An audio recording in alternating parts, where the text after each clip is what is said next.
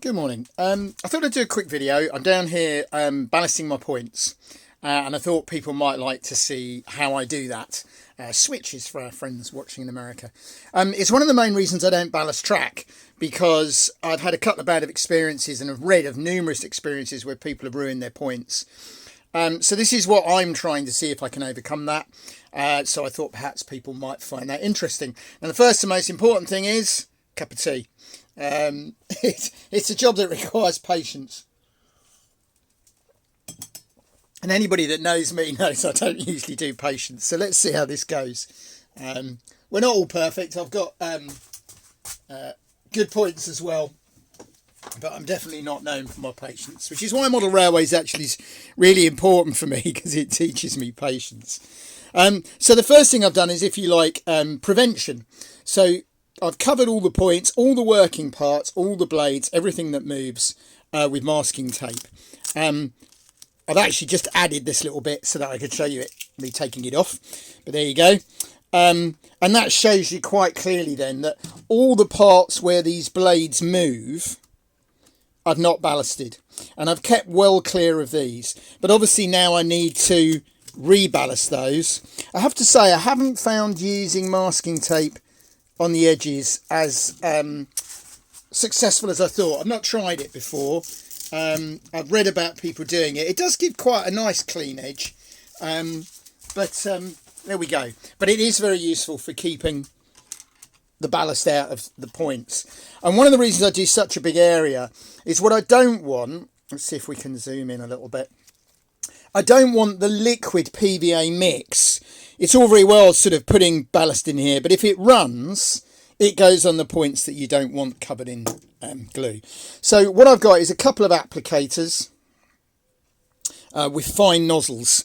And what I find is rather than using it afterwards, so putting the ballast down and then doing the liquid diluted PVA, which could run, what I'm doing here is putting the PVA glue down where I want the ballast to go. So that's neat PVA. And then what I'm using is simply a bent piece, a piece of card with a fold in it, which will enable me to gently apply the ballast where I want it. Like that. And then I'm just going to shape it a little bit with my finger. There we go. Now what you might find is it will dry a slightly different colour because it's not had the PVA mix on it. Now the track does look messy because I haven't as yet cleaned it up. So those of you that are sitting there tutting away at the state of my track, it hasn't been cleaned up yet. And then these are the bits where we've got to be especially careful. And I've got quite a fine applicator here. Now I tried this earlier with the dilute mix and found I got it on the point blades. So I'm using this, and this is a very, very fine applicator to fill in the middles. Now another alternative, particularly if you're doing grey, and had I thought about it, I had some beige ballast mat, is to put a piece of ballast mat underneath, and then you might not need to do this at all. And then again, what I'm going to do is just gently shake a little bit of ballast in there. Now I'm sure there's all sorts of ways of doing this, and I'm sure there's people shouting at the screen, but this is the way I've decided to try doing it. There we go. And now we've got ballast between there, and I haven't got glue on anything. I'll do the other big piece here. And then obviously we've got these little bits here, which is where you've really got to be careful, because if you start getting glue on your rails, you're going to glue your points together. There you go. So I've just got glue on the rail there. Having said don't do it, I'm just going to use a little piece of tissue just to wipe that off. And I was recently watching a guy, I think it was Instagram, you know, and unfortunately he got PVA. He was very lucky. He managed to kind of jiggle and work it loose. And it is, as I've said, it's one of the reasons I haven't ballasted track. But I thought I'd give ballasting a go on this one. And I'm not trying to fill that with ballast at all. I'm just trying to put enough ballast in that it'll look ballasted. And I'm just using a brush there to take it off the sleepers. And we do the same in this one.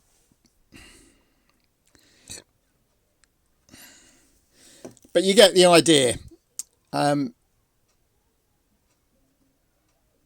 So I can't, I like to be quiet when I'm concentrating. It's not often I'm quiet. I've always been a salesman, most of my working life. And that involves talking to people. And so I have become a real talker.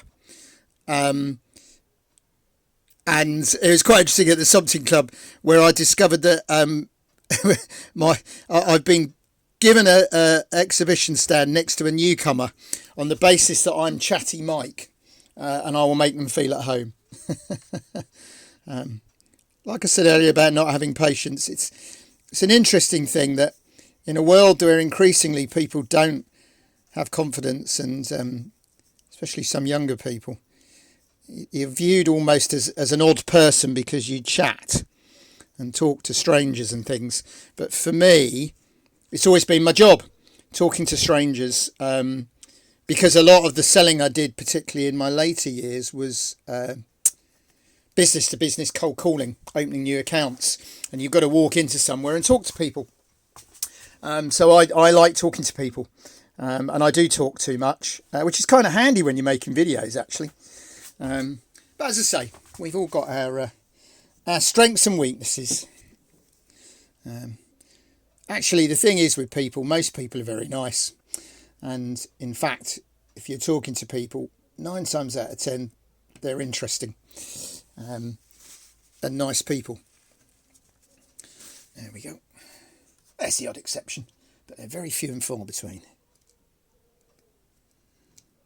And of course, in the model railway world, you 9 times out of 10, you're meeting very interesting people. That's why I like going to exhibitions. You find at exhibitions there's a lot of exhibitors don't talk, which I always find a bit odd. But a lot of people visiting don't seem to chat much. And I tend to spend several hours at an exhibition because I end up yabbering away to everybody about their layouts. I'm interested and I like talking to them. So there we go. Hopefully that's going to work. Now, as I say, I do know from previous experience that some of these bigger areas might dry slightly different colour because they haven't got the PVA mix on. Now, obviously, one of the ways round that is to simply drop a little bit of PVA mix on, and then that will help it to dry very similar shape. But I'm not going to do that anywhere near the point blades. So we'll see what that looks like. There's a little bit now. Where do we get clever here? When we move that point blade, there's obviously now little gaps here. So I'm just going to, there we got glue on the track again. But I think that's in an area where we'll be all right. So there we go. I'd be interested to see what other people say. Whether somebody comes back and goes, they've got a better way, which I'll be interested to see. Be interesting to see if anybody says, well, actually, I'm being overcautious, and if I douse it with ballast and glue, it'll all be all right. But I'm not sure. I have to say, that's been a neat little trick to get it into a good spot. So I got 4 of those to do.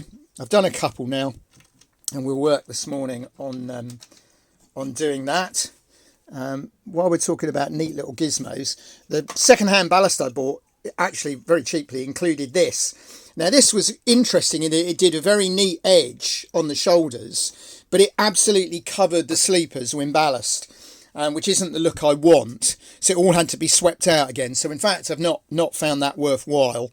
Personally, again, I'm sure lots of other people get on with them. The track, I know, looks very messy.